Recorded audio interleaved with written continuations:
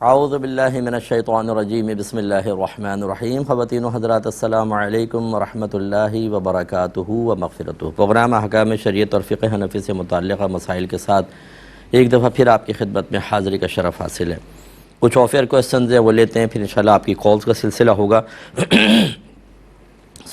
ایک بھائی نے پوچھا کہ غسل کرتے وقت اگر جسم پر کوئی ناپاکی لگی ہو اور پانی اس ناپاکی سے لگ کر بالٹی میں گر جائے تو کیا پانی ناپاک ہوگا؟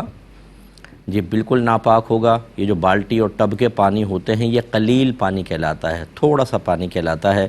اور اس قلیل پانی کا حکم یہ ہوتا ہے کہ اس میں اگر کوئی نجاست گر جائے، چاہے نجاست کا رنگ یا اسمیل وغیرہ ظاہر ہو یا نہ ہو، یہ کل پانی ناپاک ہو جائے گا. لہذا جب کنفرم ہے کہ جسم پہ نجاست تھی اور اس سے لگ کر پانی گرا ہے تو جیسے پانی اس نجاست سے متصل ہوا ناپاک ہو گیا، پھر وہ ناپاک پانی بالٹی میں گیا، چاہے ایک ہی چھینٹ گئی ہو ٹوٹل ناپاک ہو جائے گا. لیکن اب اس کو پاک کرنے کا طریقہ یہ ہوگا کہ آپ نل کا کھول دیں.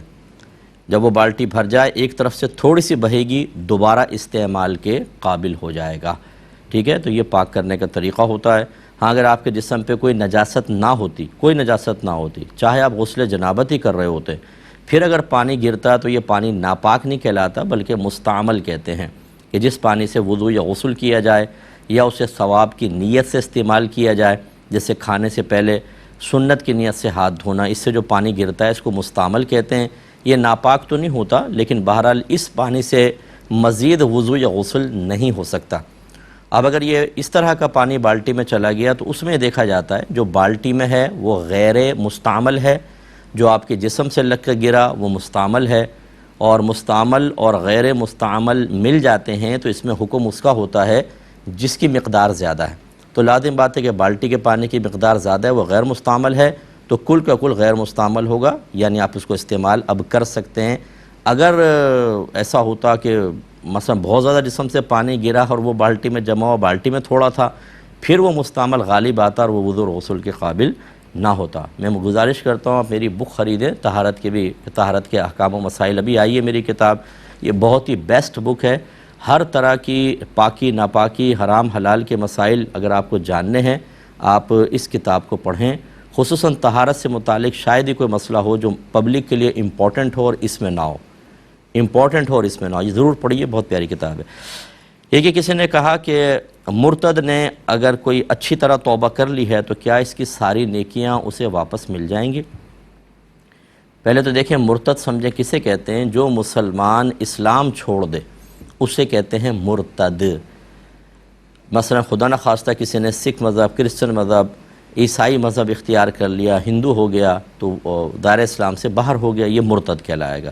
یا اس نے صریح کو کفر اختیار کر لیا، اللہ تبارک و تعالیٰ کی شان میں گستاخی، نبی کریم کی شان میں گستاخی، تو وہ اور شریعت کو بہت ہی برا بھلا بعض اوقات لوگ کہہ دیتے ہیں تو وہ دائرہ اسلام سے خارج ہو جاتا ہے، اس کو مرتد کہا جائے گا. اور اس کی ساری نیکیاں برباد ہو جاتی ہیں اور بیوی فوراً نکاح سے نکل جاتی ہے، چاہے تو وہ عدت کر کے کسی سے بھی نکاح کر سکتی ہے. تو آپ کی خدمت میں ذکر کر رہے تھے مرتد کا مسئلہ کہ جو اس طرح کر دے اس کی ساری نیکیاں برباد ہو جاتی ہیں اور اس پہ تجدید ایمان اور تجدید نکاح لازم ہے.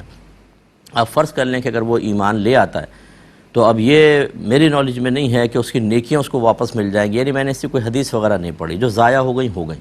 ہاں یہ ضرور ہے کہ اللہ کی رحمت پر موقوف ہم کہہ سکتے ہیں کہ اللہ چاہے کہ اس نے بہت ہی کامل توبہ کی ہو، بہت ہی نادم اور شرمندہ ہو، تو پھر یہ ہو سکتا ہے کہ وہ اللہ تعالیٰ اس کو نیکیاں لوٹا دے. لیکن یہ کوئی حکم شرع نہیں ہے، بظاہر نیکیاں ضائع ہو گئیں تو ضائع ہو گئیں. قرآن اور حدیث کا فیصلہ یہی ہے، اس کی جسٹ اپوزٹ میں نے نہیں پڑھی، اگر کہیں ہو تو واللہ اعلم بالصواب، میری نگاہ اس پر نہیں پڑھی ہے.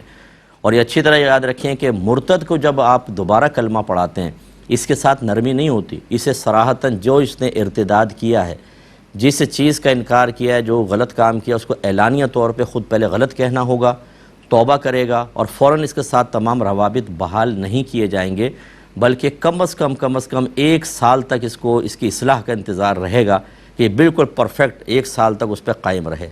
ہم لوگ اتنے جلدی پلٹا کھاتے ہیں، پہلی بات تو کوئی اس طرح کر دے تو ہم اس سے میل جول جاری رکھتے ہیں، بھائی اس نے اپنی قبر میں جانا ہے، ہمارے اپنی قبر میں جانا ہے.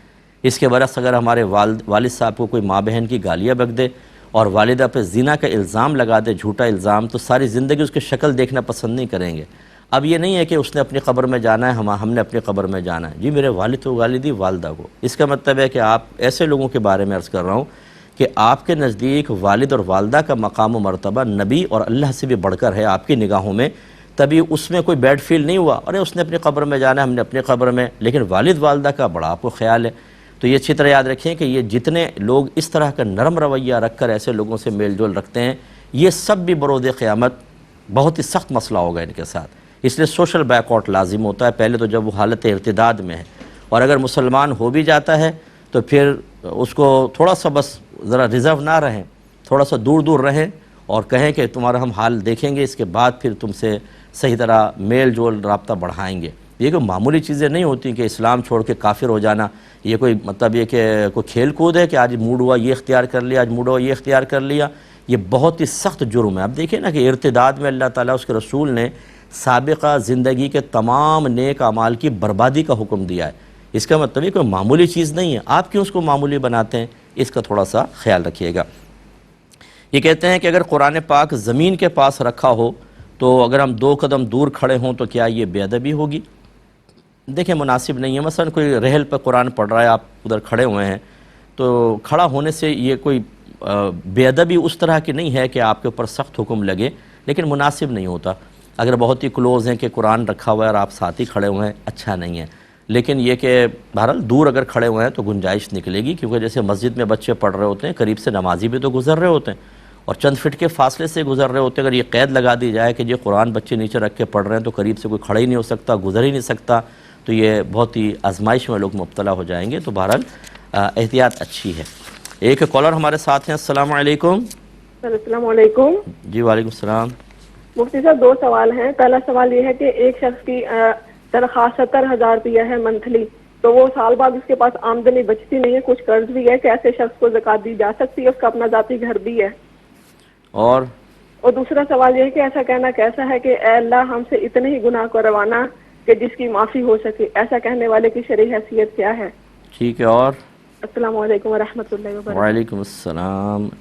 ایک اور کالر ہیں. السلام علیکم. وعلیکم السلام ورحمۃ اللہ وبرکاتہ. جی فرمائیے. میرے 2 سوال ہیں مفتی صاحب. جی بولیے. پہلا یہ ہے کہ کچھ اپلیکیشن آن لائن ہوتی ہے جس میں بغیر انویسٹ کرنے پر پہلی مرتبہ جوائن پر پہ ان کو ڈیری. جی میں سمجھ گیا ہوں، بس ٹھیک ہے. دوسرا کویشچن کریں. دوسرا یہ ہے کہ ہم اپنے بچوں کی تصویریں جو ہیں سوشل میڈیا پہ رکھتے ہیں، اور ہمارے کانٹیکٹ میں کچھ ایسے بھی لڑکے ہوتے ہیں جن کو اولاد نہیں ہوتی، تو اس طرح تصویریں سوشل میڈیا پہ رکھنے کیسے اپنے بچوں کی؟ چلیں میں بتاتا ہوں انشاءاللہ. یہی لے لیتے ہیں پہلے. اگر وہ کہتی ہیں بہن کسی کے 70,000 تنخواہ ہے لیکن بچتا کچھ بھی نہیں ہے اور اس پہ قرض بھی ہے، سال کے آخر میں اس کا کچھ چیز محفوظ نہیں ہوتی، اس کو زکوٰۃ دے سکتے ہیں کہ نہیں؟ دیکھیں اگر واقعی وہ بیچارہ اتنا ہے کہ اس کے اخراجات ہیں، گھر کی فیملی بعض اوقات بڑی ہوتی ہے، بلز میں ہی آدھی تنخواہ تو نکل جاتی ہے، اور پھر راشن وغیرہ کے اندر اگر وہ واقعی اس کے بعد اس کے پاس کوئی سیونگ نہیں ہے، بالکل بھی بینک بیلنس نہیں ہے، سونا چاندی اس شخص کی ملکیت میں نہیں ہے، تو وہ شرعی فقیر ہے اور اس کو پھر آپ زکوٰۃ بالکل دے سکتے ہیں. لیکن اگر اس کے پاس تھوڑا بھی اس طرح ہے جیسے بعض لوگ پلاٹ لے کے رکھا ہوتا ہے، ویسے بیچارے وہ بہت تنگ دست ہوتے ہیں، تو ایسے لوگوں کو نہیں دے سکتے، کیونکہ پلاٹ ان کی ملکیت میں ہے. کم از کم پلاٹ وہ 3-4 لاکھ کا تو ہوگا ہی، چلو کم از کم مان لیں. تو بہرحال ایسے شخص کو نہیں دے سکتے جس کی ملکیت میں ضروریات زندگی سے زیادہ اتنا سامان ہو جس کی قیمت 52.5 تولہ چاندی تک پہنچ سکتی ہو. اگر اس کے پاس اور کچھ سیونگ نہیں ہے تو دے سکتے ہیں. ایک انہوں نے کہا کہ کسی نے دعا کرتے ہوئے کہا کہ اللہ تعالی ہم سے اتنے ہی گناہ کروانا جس کی معافی ہو سکے یا تو اس کو بخش دے، تو ایسا کہنا کیسا؟ دیکھیں شدید ترین جہالت ہے، اور ایسے شخص کو تجدید ایمان اور تجدید نکاح کرنا ہوگا. گناہ اللہ کرواتا ہے کیا؟ معاذ اللہ ثم معاذ اللہ، گناہ ہم کرتے ہیں. ہاں اس نے یہ تمام چیزیں پیدا کی ہیں. اگر کوئی یہ کہے کہ نہیں جو گناہوں کا خالق شیطان ہے اور اللہ نے اچھی چیزیں پیدا کی ہیں، وہ کافر ہو جائے گا. کسی چیز کا پیدا کرنا یہ برا نہیں ہوتا. اللہ تبارک و تعالی نے بہت سی چیزوں کا وجود قائم فرمایا اور انہیں ہمارے درمیان رکھا. جیسے شراب اگر اللہ پیدا ہی نہ کرتا تو کیا یہ ہوتی؟ وہ ہوا ہے، لیکن اس لیے تاکہ ہم اس سے بچیں بطور آزمائش. یہ تو نہیں ہوگا کہ اب اللہ تعالی نے اگر کوئی چیز پیدا کی تو ہمیں مجبور کر دیا کہ ہم اس کو استعمال بھی کریں. اگر ایسا ہوتا کہ معاذ اللہ ثم معاذ اللہ اللہ ہی گناہ کرواتا، تو یہ بتائیے پھر آخرت میں گرفت کس چیز کی ہوتی؟ پھر تو تھی نہیں کہ وہ تو اللہ نے کروایا. اس لیے یہ بہت بڑی بے ادبی ہوگی. اور اس کو جیسے میں نے کہا کہ حکماً اس پر احتیاطاً ہم کفر کا حکم لگائیں گے، علماء نے لگایا، اور اس پر اس کو احتیاطاً تجدید ایمان، تجدید نکاح کرنا ہوگا. اگرچہ وہ مرتد نہیں ہوگا، یہ اس میں بھی لمبی تفصیل ہے، وہ اس لیے میں اوائڈ کر رہا ہوں تفصیل کو، صرف آپ کو جواب بتا رہا ہوں. لیکن یہ بے ادبی ہے. اللہ تبارک و تعالی نے اسباب گناہ پیدا فرمائے ہیں ہماری آزمائش کے لیے، اور ہمیں عقل دی ہے، ہمیں قرآن دے دیا، اپنا نبی عطا فرمایا، ہمیں تبلیغ دین کرنے والے عطا فرمائے تاکہ ان سے ہم ہمت حاصل کریں، تعلیم حاصل کریں اور گناہ سے بچیں. لیکن اسباب گمراہی بھی ہیں، برے دوست ہوتے ہیں، شیطان ہے، نفس ہے، دنیا کھینچتی ہے، مخلوق ہمیں گناہ کی طرف مائل کرتی ہے. اسی فائٹ کے اندر تو پھر درجے ہیں. جو لڑتا ہے اللہ کا قرب حاصل کرتا ہے، گناہ نہیں کرتا، اس کے لیے درجات ہیں. اور جو اپنے آپ کو نفس و شیطان کے حوالے کر دیتا ہے اور اس فائٹنگ میں وہ ہار جاتا ہے، اس کے لیے سزا ہے دنیا میں بھی اور آخرت میں بھی. ایک یہ کہتے ہیں کہ یہ ایک کمپنی کا جو انہوں نے ذکر کیا، میں چلیں پہلے عرض کرتا ہوں. ایک کالر ہمارے ساتھ ہیں. السلام علیکم.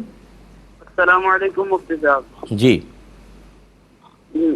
مفتی صاحب میرے دو سوال ہیں. پہلے یہ سوال ہے، جب ہم نماز میں مختلف روایات میں قرآن پاک پڑھتے ہیں قرات سبا وغیرہ میں، جی، تو یہ نماز میں پڑھنا جائز ہے اس طرح؟ اور دوسرا یہ ہے کہ جس طرح نماز میں صورتوں کی ترتیب رکھتے ہیں، تو یہ اس ترتیب سے مراد ترتیب نزولی ہے یا مصحفی ہے؟ ٹھیک ہے. اور بتائیے. ایک اور کالر ہیں. السلام علیکم.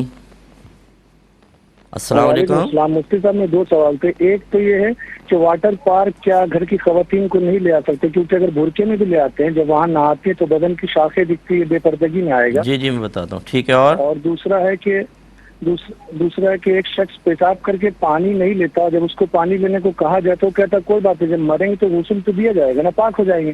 کیا اس کا کہنا درست ہوگا؟ اچھا چلو ٹھیک ہے. اور میں بتاتا ہوں انشاءاللہ. ایک یہ پوچھا کہ وہ کمپنی کا، میں نے اسی لیے روک دیا کہ مجھے پتا ہے کہ لمبی تفصیل. دیکھیں اس قسم کی کسی بھی کمپنی میں انویسٹمنٹ جائز نہیں ہے. تھوڑا دے دیں، آپ کو پروفٹ دیں گے، پھر آپ ممبر بنائیں، جتنے ممبر بنائیں گے ان کا کمیشن بھی آپ کو ملتا رہے گا. مجھے سمجھ میں نہیں آتا کہ ہمارے لوگ کیوں یہ بات نہیں سمجھتے کہ اس سے پہلے جو اس طرح کی کمپنیاں آفر کرتی رہیں وہ کہاں چلی گئیں. ایک نئی کمپنی کیوں آئی ہے؟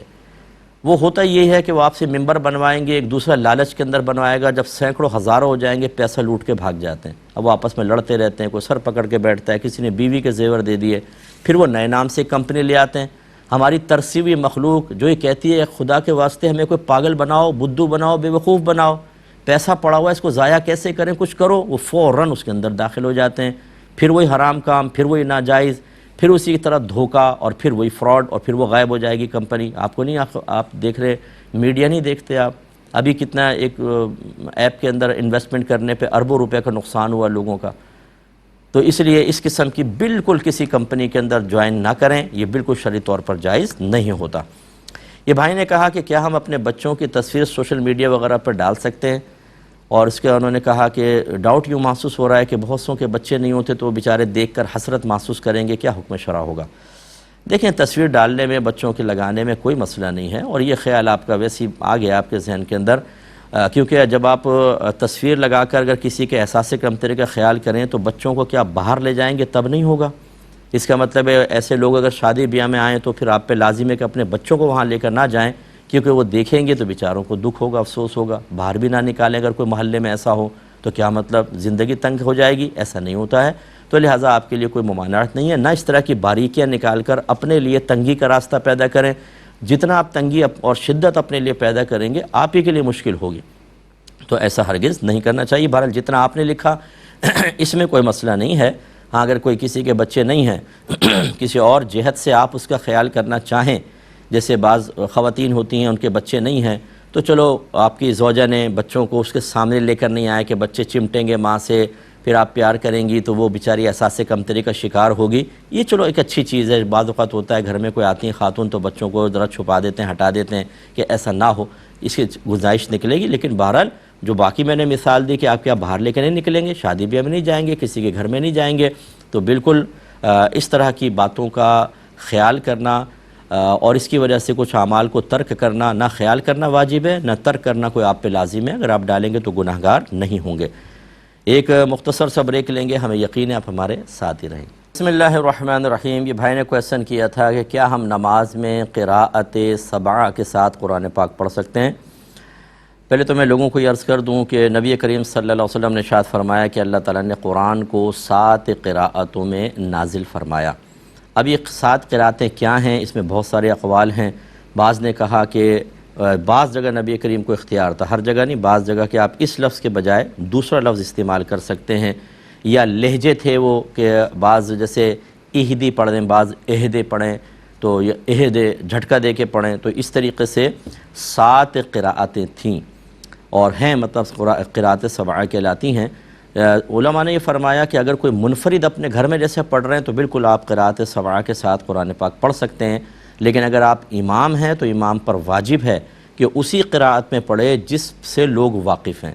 وجہ اس کی یہ ہے کہ اگر آپ تھوڑا سا آپ چینج کریں گے تو لازم بات ہے لوگ سمجھیں گے غلط قرآن پڑھ رہے ہیں اور مسائل پیدا ہوں گے، جیسے کہ دور صحابہ میں یہ ہوا. اگر آپ درس بخاری دیکھیں گے انشاءاللہ کچھ عرصے بعد یہ حدیثیں آئیں گی، اس میں نے ریکارڈ کرائی ہوئی ہیں کہ نبی کریم صلی اللہ علیہ وسلم کے پاس ایک صحابی ایک کسی کو لے کر آئے، عرض کیا رسول اللہ دیکھیں یہ آپ نے جس طرح مجھے پڑھایا ہے یہ اس طرح نہیں پڑھ رہے. سرکار نے ان سے سنا، پھر ان سے سنا، فرمایا دونوں ٹھیک ہیں، قرآن 7 قراءتوں میں نازل ہوا. اس طرح کی کئی حدیثیں بخاری میں موجود ہیں. تو لہٰذا اسی لیے علماء نے فرمایا کہ ایک ہی قراءت، پبلک جس قراءت سے واقف ہے اسی میں آپ پڑھیے، ورنہ وہ اجنبی محسوس کریں گے اور وہ سمجھیں گے امام صاحب سے غلطی ہو رہی ہے، تنفر پیدا ہوگا، لڑائی جھگڑا فتنہ فساد پیدا ہوگا، اس لیے مناسب نہیں ہے. دوسرا انہوں نے کہا کہ جو قرآن پاک ہم کہتے ہیں یہ نماز میں ترتیب سے پڑھیں، اس ترتیب سے مراد کیا ہے؟ ترتیب نزولی ہے یا ترتیب جمعی ہے؟ پہلے یہی سمجھا دوں، میں صاحب جو ہیں وہ جانتے ہوں گے، کیونکہ دیکھیں ایک قرآن کی ترتیب تھی، یعنی قرآن جس ترتیب سے نازل ہوا، جیسا جیسا موقع تھا آیات نازل ہوتی تھیں، صورتیں نازل ہوتی تھیں. رحمت کونین صلی اللہ علیہ وسلم صحابہ کرام سے جو کاتبان وحی تھے انہیں فرماتے اس آیت کو فلاں صورت کی فلاں آیت کے بعد لکھ دو، وہ نبی کریم بتاتے تھے. اس کا مطلب ہے ترتیب نزولی علیحدہ ہے، کیونکہ تو وہ واقعات اور حالات کے اعتبار سے قرآن نازل ہوتا رہا 23 سال کی مدت میں. لیکن جب جمع کرنے کی باری آئی تو نبی کریم صلی اللہ علیہ وسلم نے اس سے مختلف ترتیب کے ساتھ آیات اور صورتوں کو جمع فرمایا. تو یہ ترتیب نزولی کہلاتی ہے، یہ ترتیب جمعی کہلاتی ہے. اب جو بھائی کا کویسچن ہے یقینی سی بات ہے کہ ترتیب نزولی تو آپ کو بھی نہیں پتہ ہوگا جو بھائی نے کویسچن میرا کیا ہے، میرے بھائی نے، کیونکہ نہ تاریخیں محفوظ ہیں، ہر ایک کی تاریخ محفوظ نہیں تھی. تو اگر یہ سرکار اس طرح نہ کرواتے تو ہمارے لیے تو بڑا پرابلم تھا کہ کون سی آیت پہلے نازل ہوئی، کون سی بعد میں، کون سی ناسخ ہے، کون سی منسوخ ہے. تو نبی کریم صلی اللہ علیہ یعنی ناسخ منسوخ تو بہرحال پھر اس کے لیے اور بھی دلائل چاہیے ہوتے ہیں، لیکن بہرحال ترتیب نزولی کس کو یاد رہے گی؟ تو اس کا تو اعتبار ہی نہیں ہے، ترتیب جمعی کا اعتبار ہے. یعنی جو قرآن جس ترتیب سے اب ہے بس اس ترتیب کا خیال رکھنا ہے کہ آپ کو قرآن نماز میں الٹا نہیں پڑھنا ہے، سیدھا ہی پڑھنا ہے. پہلی رکعت میں جیسے آپ نے سورت پڑھی تو اس سے پیچھے والی نہیں پڑھیں گے، اگلی رکعت میں اس سے اگلی والی سورت پڑھی جائے گی. ہاں اگر کوئی غلطی سے پڑھ بیٹھا اور اس کو یاد نہ رہا تو پھر وہ گناہ گار نہیں ہوگا، ورنہ یہ واجب ہے کہ آگے کا پڑھیں. ایک انہوں نے پوچھا کہ یہ واٹر پارک وغیرہ جو ہوتے ہیں ان میں خواتین کو لے جانا کیسا ہے؟ تو یہ بالکل صحیح نہیں ہے. مطلب دیکھیں غیر مرد بھی ہوتے ہیں، پھر ادھر کے سٹاف ہوتا ہے، اور آپ کو کچھ پتہ نہیں کہ ہڈن کیمراز لگائے ہوں آج کل جیسے صورتحال ہے. ضروری نہیں کہ وہ آپ کو بلیک میل کریں، اپنے نفسانی خواہش کے لیے کسی نے ایسا کیا ہو کہ عورتوں کی ویڈیو بنا کے وہ دیکھے. آج کون سی چیز پاسبل نہیں ہے اس دور میں، اور ایسے ایسے جگہ کیمرے لگے ہوتے ہیں آپ کے تصور میں بھی نہیں آئے گا. تو ایسے مقام پر اپنے گھر کی خواتین کو لے جانا قطعاً غیر مناسب ہے. ہاں اگر کسی جگہ کی ٹوٹل مینجمنٹ خواتین ہوں، عورتیں ہوں، بالکل ٹوٹل، اور آپ بالکل 100% مطمئن ہیں کہ یہاں پہ کوئی کیمراز وغیرہ نہیں ہوں گے، تو وہاں خواتین ہماری بہنیں جا سکتی ہیں. ورنہ ہماری بہنوں کو بہت زیادہ خیال کرنے کی ضرورت ہے. ورنہ اس طرح کے کیسز یہ جو آپ کو میڈیا پہ کیسز نظر آتے ہیں، یہ سمجھ لیجئے کہ لاکھوں میں سے 2-4 ہوتے ہیں. اتنے کیسز ہیں. ہم جیسے لوگ چونکہ ہم دین سے تعلق رکھتے ہیں، لوگ اپنے مسائل پریشانیاں ہم سے ذکر کرتے ہیں تو کانوں کو ہاتھ لگاتا ہے آدمی. اتنا خراب ماحول ہے، ایسے میں اپنے گھر کی خواتین کو لے جانا قطعاً غیر مناسب ہے. ایک بھائی نے کہا کہ انہوں نے کہا کہ وہ پیشاب میں ایک شخص احتیاط نہیں کرتا، پانی استعمال نہیں کرتا، جب اس کو سمجھایا جائے تو کہتا ہے یار مریں گے تو غسل ہو تو جائے گا ایک دفعہ ہی. دیکھیں پہلی بات تو ہے کہ یہ جملہ کہتے ہی یہ دائرہ اسلام سے باہر ہونے کا حکم دیا جائے گا، کیونکہ اس نے نبی کریم صلی اللہ علیہ وسلم کی حدیثوں کا مذاق اڑایا ہے، قرآن کی آیات کا مذاق اڑایا. اللہ تبارک و تعالیٰ فرماتا ہے وما آتاکم الرسول فخذوہ وما نہاکم عنہ فانتہوا، یہ رسول جس چیز کا حکم دیں تم اس حکم کو پورا کرو، اور جس چیز سے منع کریں اس سے باز آ جاؤ۔ اب نبی کریم نے پیشاب کے بارے میں کیا فرمایا؟ وَاسْتَنزِهُ مِنَ الْبَوْلِ فَإِنَّ عَامَّةَ عَذَابِ الْقَبْرِ مِنْ، سرکار نے فرمایا پیشاب کی چھینٹوں سے بچو کیونکہ اکثر عذاب قبر اسی وجہ سے آتا ہے۔ اب یہ مذاق اڑا رہا ہے، یہ مذاق میں تو اس نے کہا ارے ایک ہی ساتھ غسل کر لیں گے، غسل ہوگا تو صاف ہو تو جائے گا، اس کا مطلب ہے کہ اللہ کے نبی کا اللہ تعالیٰ فرماتا ہے حکم مانو، جس کام سے منع کریں اس کی کوئی اہمیت نہیں، اور نبی فرمائے پیشاب کی چھینٹوں سے بچو اور آپ کہیں کہ آخر میں کر لیں گے، تو یہ بہت بڑی بدتمیزی اور بد تہذیبی ہے۔ اور میں بڑی معذرت کے ساتھ یہ گزارش کرتا ہوں، بار بار کرتا ہوں، ناراض مجھ سے مت ہوا کریں، اس میں سب سے بڑا قصور ماں باپ کا ہوتا ہے جو بچوں کو کھڑا کر کے پیشاب کرواتے ہیں باتھ روم میں، اسے کھڑا کر دیں گے بیٹا کر لو، اسے دھار ماری سیدھی، نہ پانی ڈالا نہ کچھ، چڈی چڑھائی اور نکال کے لے گئی مائیں۔ بھائی اس کو پانی، اس کو فلش پر بٹھائیے، کموڈ میں بٹھائیے، اس کو صحیح طریقے سے پیشاب کرنا سکھائیے، اس کو پانی کا استعمال کرنا سکھائیے، نہیں سکھائیں گی مائیں، آدھا وہ باہر کرے گا آدھا اپنے پجامے کے اندر کرے گا، کوئی پرواہ نہیں۔ اگر اب یہ تبھی پھر یہ صورتحال ہوتی ہے، پھر نہ دین سکھاتے ہیں نہ کچھ۔ میری یہ کتاب آپ جس میں نے ابھی کہا نا طہارت کی کتاب لے لیں، اس میں جو استنجا کا چیپٹر ہے ضرور پڑھیے گا ایک دفعہ، بہت ہی بیسٹ چیپٹر ہے، اور اس کو بھی پڑھوا دیجیے گا جو یہ نوجوان بہت بڑا وقت کا امام اعظم بنا ہوا ہے۔ یہ حرام اور گناہ کبیرہ ہے پیشاب کی چھینٹیں لگنا، کیونکہ اس سے عذاب ہوتا ہے، ٹھیک ہے؟ تو اس کو پیار سے لیکن سمجھائیں، لڑائی جھگڑا نہ کریں۔ میں تو ویسے ہی تھوڑا سا سمجھا دیتا ہوں ذرا سخت لہجے کے اندر بھی، کیونکہ یہ بہت ہی ہمارے ہاں بہت ہی برا نظام چل رہا ہے، گھروں کے اندر ماحول نہیں، اسکول کالج یونیورسٹی میں بچے بچیاں پڑھ رہے ہیں ان کو مسائل معلوم نہیں، کیونکہ ہمارے سلیبس ماشاءاللہ اتنے ہائی 7ویں آسمان کے سلیبس ہیں ہمارے کہ جو بچوں کی ضرورت کا ہے، پوری تعلیم حاصل کرنے کے باوجود بڑی بڑی ڈگریاں لینے والوں کو یہ تک مسائل معلوم نہیں ہوتے، پیشاب کے، غسل کے، وضو کے، کپڑے پاک کرنے کے، کچھ مسئلہ پتہ نہیں، کیونکہ یہ غیر اہم ہے ہمارے نزدیک۔ وہ سارے غیر اہم سلیبس میں چیزیں رکھ کر ان کو پڑھنے کے بعد بچہ بڑا قابل ہو جاتا ہے، ٹھیک ہے؟ ملکی اعتبار سے، دنیاوی اعتبار سے شاید آپ کا دعویٰ بالکل ٹھیک ہو، وہ بھی طالب علم صحیح پڑھے اور اس کو بر وقت صحیح استعمال کرے، لیکن اگر آج وہ مر جاتا ہے تو آپ کا یہ سلیبس اس کے لیے کیا نافع ہوا؟ یہ پی ایچ ڈی کی ڈگری اس کو کون سا نفع دے گی؟ اللہ تعالیٰ یہ تو نہیں پوچھے گا کس نے پی ایچ ڈی کی، کس نے ڈاکٹریٹ کی ڈگری لی، کون ڈاکٹر ہے، کون پروفیسر، کون انجینئر، وہاں تو ان چیزوں کے بارے میں کویسچن ہوگا، علم حاصل کیوں نہیں کیا، فرض علوم۔ آپ کے نبی فرماتے ہیں طلب العلم فریضۃ علی کل مسلم، علم کا حاصل کرنا ہر مسلمان مرد و عورت پر لازم ہے، اس لیے اس کا تھوڑا خیال رکھیے۔ یہ بہن نے کویسچن کیا تھا کہ اگر کوئی طالب علم مدرسے میں پڑھ رہا ہے اور حفظ کر رہا ہے، اب وہ بار بار ایک ہی سجدے کی آیت پڑھتا ہے، یاد کر رہے ہیں سبق، لیکن درمیان میں اٹھ کے چلے گئے، آ گئے، کوئی بات چیت کر لی، یہ بھی ہو رہا ہے، یعنی مجلس بھی بدلتی چلی جا رہی ہے، تو پھر استاد اور شاگرد پر سجدہ تلاوت کا کیا حکم ہوگا؟ دیکھیں جب تعلیم و تعلم ہوتا ہے نا، تو اس میں چونکہ اس آیت سجدہ اگر بار بار پڑھ رہے ہیں تو یہ حرج عظیم ہے کہ اگر مجلس بدل بھی رہی ہو، بالفرض مجلس بدلنے کا مطلب کہ ایک حالت سے ایسی دوسری حالت کی طرف چلے جائیں جو پہلی حالت کے خلاف ہو، جیسے بیٹھے ہیں تو کھڑے ہو جائیں، خاموش ہیں تو باتیں کرنے لگ جائیں، بیٹھے ہیں تو لیٹ جائیں، کوئی کھانے پینا شروع کر دیں، اٹھ کر چل پڑیں، تو یہ مجلس بدلنا کہلاتا ہے۔ اگر آپ گھر پر ہو نا، آپ نے ایک دفعہ آیت سجدہ پڑھی اور یہ ان کاموں میں سے کچھ ایک کر کے پھر دوبارہ پڑھی تو 2 سجدے لازم ہوں گے۔ یہ الگ الگ مجلس میں جب آپ پڑھتے ہیں تو الگ الگ سجدے واجب ہوتے ہیں، لیکن طلباء کے لیے گنجائش نکالی ہے کیونکہ طالب علم حفظ کر رہے ہوتے ہیں، اور استاد کے لیے بھی گنجائش ہے کہ ورنہ اتنے سجدے استاد کرے گا بیچارے، اگر وہ طالب علم 50-60 بیٹھے ہوں گے تو سارے دن سجدے کرتا رہے، یا پھر جمع کر کے رکھے کہ بعد میں کروں گا، تو دونوں پر نہیں ہوگا۔ دوسرے اس کے ساتھ ہی متصل انہوں نے کہا کہ بعض اوقات یہی بچہ گھر میں قرآن یاد کر رہا ہوتا ہے اور آیت سجدہ کو بار بار پڑھ رہا ہوتا ہے اور گھر والوں کے کان میں آواز پہنچ رہی ہوتی ہے، اب کیا حکم شرع ہوگا؟ دیکھیں اب بچے پر تو نہیں ہوگا کیونکہ تعلیم و تعلم کا سلسلہ اس کے ساتھ اب بھی قائم ہے، لیکن گھر والوں پر ضرور ہوگا۔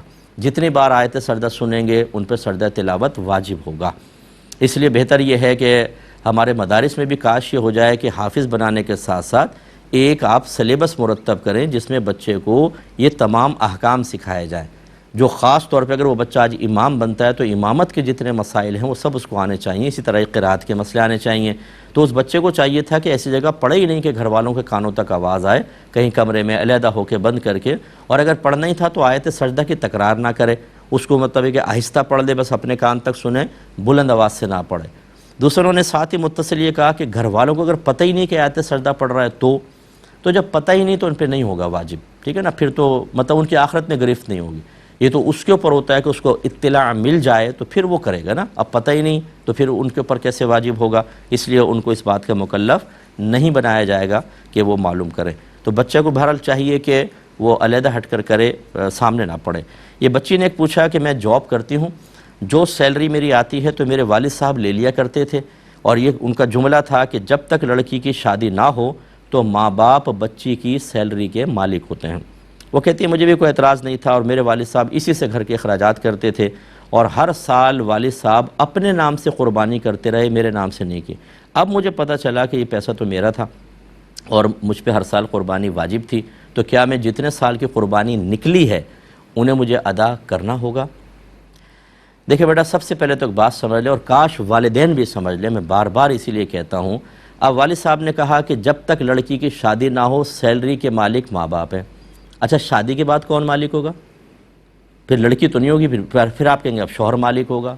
کمائے بیٹی، مالکہ وہ ہے، لیکن آپ مالک بن بیٹھے، پھر شوہر مالک بن بیٹھا. یاد رکھیں، نہ ماں باپ مالک ہوتے ہیں نہ شوہر مالک ہوتا ہے. اس سے شوہروں کو کرنٹ لگے گا، بہت ساروں کو جو یہ فتوے دیتے رہے نا کہ یہ بیوی کے سیلری پہ ہمارا حق ہے. ایک پیسے کا حق نہیں ہوتا آپ کا. وہ بیوی نے جاب کی ہے، بیوی کی سیلری ہے، چاہے تو ماں باپ کو دے. اگر محتاج ماں باپ ہیں تو بس اتنا دینا بچی کے لیے ہوگا کہ بھی کھانا پینا لباس وغیرہ وہ ہو جائے، بس نان نفقہ جس کو کہتے ہیں. باقی پوری سیلری کے مالکہ آپ تھیں، اور آپ کے والد صاحب نے چونکہ غلط مسئلہ بتایا. ویسے ہم شریعت پہ نہیں چلتے، لیکن جب مال کی باری آئے، وراثت کی باری آئے، کسی سے کچھ لینے کی باری آئے، تو دین بہت ہی محبوب لگتا ہے، بہت پیارا لگتا ہے، بہت اچھا لگتا ہے. پھر مفتی صاحب بھی یاد آتے ہیں، مفتی صاحب ہمیں بتائیے شریعت کیا کہتی ہے اس کے بارے میں. اس سے پہلے آپ نے کبھی مفتی صاحب کو یاد نہیں کیا، اور یقین ہے کہ اس کے بعد پھر کبھی کریں گے بھی نہیں. یہ جب اپنے مال کی باری آتی ہے تو پھر ہمیں خود بخود شریعت یاد آ جاتی ہے، لیکن یہ تو شریعت بھی نہیں ہے، خلاف شرع. والد صاحب سے میں گزارش کرتا ہوں اگر وہ سن رہے ہوں کہ آپ یہ کیوں غلط بیانی کر کے اللہ اس کے رسول پر افترا جھوٹ باندھ رہے ہیں. کیا اللہ تعالیٰ رسول نے مالک بنایا ماں باپ کو بچی کی سیلری کا؟ کہاں لکھا ہوا ہے بتائیے؟ غلط چیز ہے. بیٹے کی سیلری کے مالک نہیں ہے. بیٹا اگر گھر میں موجود ہو تو والدین، جوان بیٹا ہو چاہے نابالغ، ان کی اجازت کے بغیر مال استعمال نہیں کر سکتے. بالغ کی تو اجازت کے بغیر نہیں کر سکتے، اور نابالغ کو تو بالکل نہیں کر سکتے چاہے وہ اجازت بھی دے دے، کیونکہ نابالغ اجازت دینے کا اہل ہی نہیں ہے. اس میں بس اتنا ہوتا ہے اگر نابالغ کا مال رکھا ہوا ہے اور بہت ہی شدید ضرورت ہے تو اس میں سے بقدر ضرورت استعمال کر لیں. اور انسب یہ ہے، مناسب، زیادہ مناسب یہ ہے کہ پھر ماں باپ وہ مال اتنا اس کا جواب میں بعد میں رکھ دیں، لیکن بالغ کی اجازت کے بغیر نہیں ہو سکتا. ہاں اگر جوان بیٹا گھر پر نہیں ہے، ماں باپ کو نان نفقے کی ضرورت ہے، تو وہ بقدر ضرورت اس کی اجازت کے بغیر لے سکتے ہیں. کہ سرکار نے ایک صحابی سے فرمایا کہ انت و مالک لابیک، کہ آپ اور آپ کا مال آپ کے والد کی ملکیت میں ہے. وہ وہی تھا کہ وہ تھے نہیں تو غیر موجودگی کا یہ حکم بیان فرمایا. جب بالغ اولاد موجود ہو تو ماں باپ اس کی اجازت کے بغیر ایک پیسہ بھی استعمال نہیں کر سکتے ہیں. نہ سیلری پر ماں باپ کا کوئی حق تھا. اچھا، اب دوسری بات یہ کہ اگر بچی نے وہ سیلری والد صاحب کو دی، کس قصد و ارادے سے دی؟ اگر مالک بنانے کے ارادے سے دی تو آپ ہو گئی شرعی فقیرہ، کہ آپ کے پاس کچھ بھی نہیں رہا تو پھر تو آپ پر کوئی قربانی واجب ہے ہی نہیں. اور اگر ایسا نہیں ہے بلکہ آپ نے مالک بنانے کی نیت سے نہیں دی، ویسے ہی دے دی کہ چلیں آپ استعمال کریں، تو پھر یہ دیکھا جائے گا کہ سال کے آخر میں جب یہ قربانی کے ایام آئے تو آپ کی سیلری میں سے والد صاحب کے پاس اتنا جمع تھا کہ جس سے وہ قربانی کر سکیں. اگر کر سکیں تو آپ پر قربانی واجب تھی، والد صاحب پر واجب نہیں تھی. ان کے پاس اگر اپنا مال ہوتا تو قربانی واجب ہوتی، لیکن اگر آپ کا مال جمع تھا تو پھر ضرور یہ ہے کہ آپ پہ قربانی ہوگی. اور جیسے آپ نے بیان فرمایا کہ ہر سال والد صاحب اسی پیسے سے اپنی قربانی کرتے رہیں، یہ ظاہر کرتا ہے کہ اتنا پیسہ ہر سال جمع کرتے رہیں سیلری میں سے کہ قربانی کر سکیں. اب والد صاحب پہ اگر دوسرا مال ان کے پاس نہیں تھا تو قربانی واجب ہی نہیں تھی، بچی پہ واجب تھی. اس سے بھی آپ یہ دیکھیں کہ جب مسائل نہیں سیکھتے تو ترک قربانی واجب، ایک بار ترک کی گناہ صغیرہ، دوسری سال ترک کی گناہ صغیرہ، تیسرے سال ترک کی گناہ کبیرہ. اس کے بعد گناہ کبیرہ نام اعمال میں لکھا جاتا رہے گا. اور کر کون رہے؟ ماں باپ، وہ جو ہم بچوں کی آخرت کے بھی ذمہ دار ہیں، دنیا کے بھی ذمہ دار ہیں. علم نہیں سیکھیں گے. آپ جو مجھے سن رہے ہیں بہت سارے، اور میرے کلپ بنا کے دوسروں کو بھی آپ سنائیں، کتنے ماں باپ ایسے ہیں کہ میں ظاہر شرع کو دیکھ کر اگر یہ فیصلہ کروں تو بیجا نہیں ہوگا کہ وہ خود اپنے بچوں کے جہنم میں جانے کا سبب بنیں گے. ان کو دین کے قریب نہیں آنے دیتے، دین میں رکاوٹیں ڈالتے ہیں، علم دین نہیں ان کو سکھاتے، ماں باپ کو خود نہیں پتہ ہوتا کہ ہمیں دینی تربیت کس انداز سے کرنی ہے، اور ہم جیسے کوئی آدمی چیخ کے 20واں سال چل رہا ہے، اگر کچھ کہہ بھی رہا ہو تو ہم اتنے حقیر اور معمولی سے نظر آتے ہیں، بالکل بے وقوف، بدو، معمولی، بیکورڈ تھنکنگ کے، کچھ ان کو پتہ نہیں ہے۔ ارے بھائی اسی دور میں رہتے ہیں، میں نے سب یونیورسٹی کالج سب دیکھا ہوا ہے، میں کوئی جاہل آدمی نہیں ہوں، میں گاؤں سے اٹھ کر نہیں آیا ہوں، میں کراچی میں شروع سے ہوں، پڑھا لکھا آدمی ہوں، ہمیں پتہ ہے کہ آپ کس قدر نقصان کا باعث بن رہے ہیں۔ ایسے ماں باپ کا ہوگا کہ آخرت میں یہ شرمندگی سے سر جھکا کے کھڑے ہوں گے، اور بچے حسرت کے ساتھ سوالیہ نگاہوں سے ان کی جانب دیکھ کر کہہ رہے ہوں گے کہ آپ نے یہ ہمارے ساتھ کیا کیا تھا۔ یہ تو محشر کا کہہ رہا ہوں، اولاد فوت ہوگی تو بیچارے قبر میں ان کے ساتھ اگر برا معاملہ ہوا تو کیا آپ ذمہ دار نہیں ہیں اس کے؟ خدا را اپنے بچوں کو دین سکھائیں، آپ بھی دین سیکھیں، ہمت کریں۔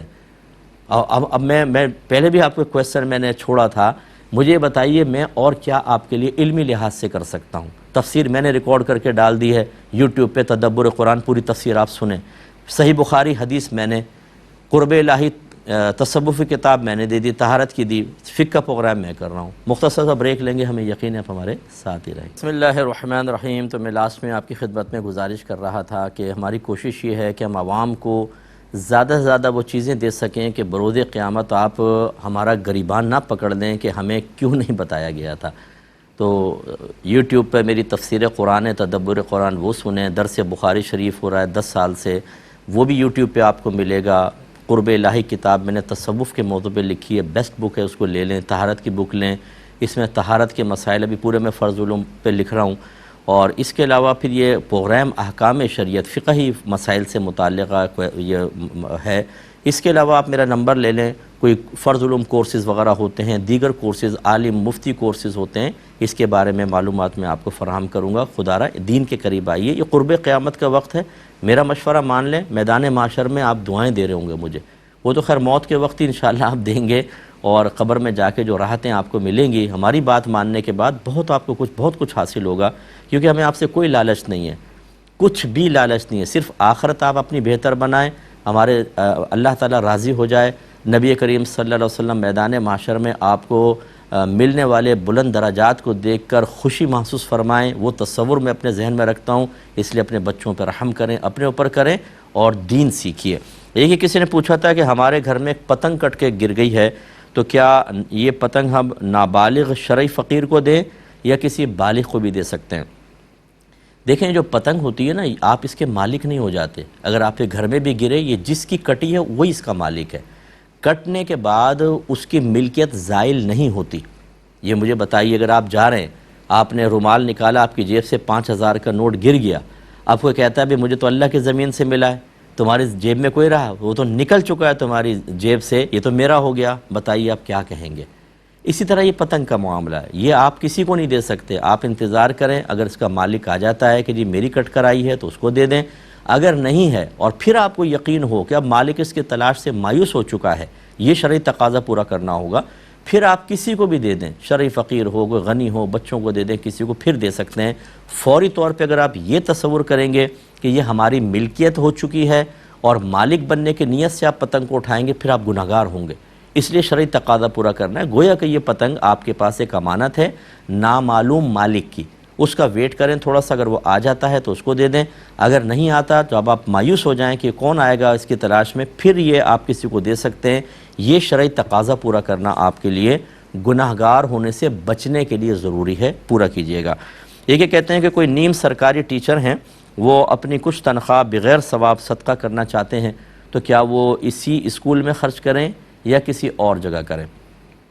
یہ غالباً پورا انہوں نے بات نہیں لکھی، لیکن یہی ہوگا کہ انہوں نے کچھ کام چوریاں کی ہوں گی، چھٹیاں ماری ہوں گی، اور سیلری اب ان کو احساس ہوا ہوگا کہ میں نے غلط سیلری لے لی ہے، تو اب کیا کریں اس کا؟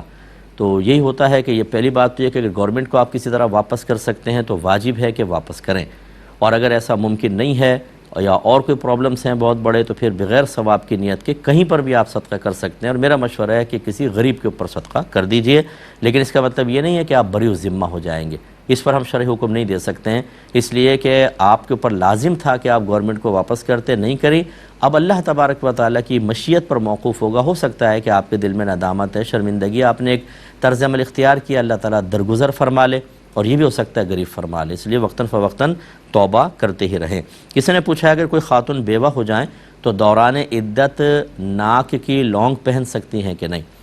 دیکھیں نہیں پہن سکتی، ظاہری ہر طرح کی زینت عورت کو ختم کرنا واجب ہوتا ہے۔ عدت اور سوگ، موت پہ عدت اور سوگ ہوتا ہے۔ سوگ کا مطلب ہے اظہار غم، ایسی حالت بنانا کہ لوگ دیکھیں تو بھئی غم کا اظہار کر رہی ہے، تو ہر قسم کا زیور اتارنا لازم ہوتا ہے۔ لیکن بڑی معذرت کے ساتھ میں بہنوں سے گزارش کرتا ہوں، یہ جو ہمارے ہاں غلط طریقہ ہے کہ کانچ کی چوڑیاں پہنی ہوں گی اس نے، جیسی شوہر کی موت کی خبر آئی وہ ساری توڑ دی۔ بھئی کیوں توڑی آپ نے؟ یہ اتار کے رکھ دیں، بعد میں کام آئیں گی۔ یہ اسراف ہے، آپ نے گناہ کیا اور اللہ کی نعمت کو ضائع کیا۔ یہ کس نے کہا تھا کہ توڑ دیں؟ باقی پھر ایسا کیوں نہیں کیا کہ سونے کے لونگ اتار کے پتھر سے کچل کے وہ بھی پھینک دیو باہر؟ نہیں، اس کو تو آرام سے رکھیں گے۔ شیشے کی کانچ کی چوڑیاں توڑ دی، کیوں؟ ان دونوں میں فرق کیوں ہے؟ اس لیے نہ لونگ پھینکیں گے، اسے آپ رکھ لیں، عدت کے بعد استعمال کریں گے وہ۔ اسی طریقے سے یہ کانچ کی چوڑیاں رکھ لیں، بعد میں اس کو استعمال کریں گی۔ ان کو کیوں پھینکتے ہیں؟ تو غلط چیز ہے، یہ توڑتے کیوں ہے؟ غلط ہے۔ یہ کہتے ہیں کہ ایک ساس تھیں، انہوں نے اپنے بہو کی بہت زیادہ خدمت کی، ہر طرح ناز اٹھائے، جب ڈیلیوری کا مسئلہ ہوا تو کئی گھنٹے ہاسپٹل میں رہیں، ان کے ماں باپ آ جائیں تو ان کی بڑی خدمت، یعنی لکھا اس نے کہ ہاتھوں کا چھالا بنا کے رکھا اپنی بہو کو۔ لیکن پھر ساس بیمار ہوئی تو بہو یہ کہہ سکتی ہے کہ میں آپ کی کوئی خدمت نہیں کروں گی، آپ کی مجھ پہ کوئی خدمت واجب نہیں، نہ کوئی ذمہ داری لازم ہے۔ کیا حکم شرع ہوگا؟ دیکھیں، اگر آپ ان تمام خدمتوں سے قطع نظر دیکھیں تو پھر تو شرعی حکم یہی ہے کہ ساس یا سسر کا بہو کے اوپر براہ راست کوئی حق نہیں ہوتا۔